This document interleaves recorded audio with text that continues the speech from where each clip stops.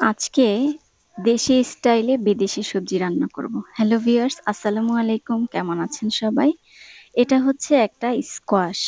Squash সাধারণত উত্তর ও দক্ষিণ আমেরিকা বা পূর্ব আমেরিকাতে এই সবজিটি বিশেষ করে জন্মে। তো এখন ইদানিং তো এই সবজি আমাদের বাংলাদেশেও শীতের সময় একদম অ্যাভেলেবেল থাকে। এটা কিন্তু খুবই উপকারী একটি সবজি।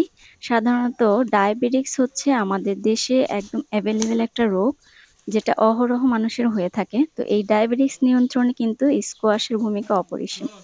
যাদের ডায়াবেটিকস আছে তারা কিন্তু স্কোয়াশটা খাবারের তালিকায় রাখতে পারেন। এতে খুবই উপকারী একটি সবজি।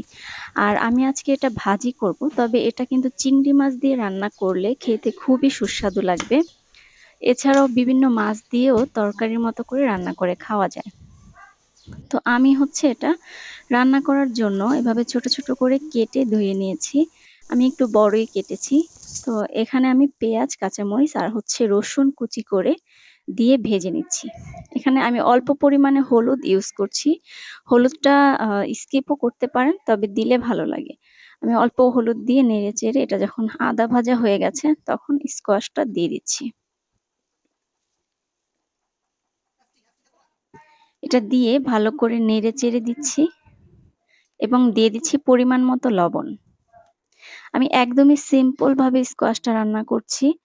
আর এটার হ্যাঁ, এই পর্যায়ে আমি এটা ঢেকে দিচ্ছি সেদ্ধ হওয়ার জন্য। এখানে কিন্তু কোনো প্রকার পানি ব্যবহার করা যাবে না।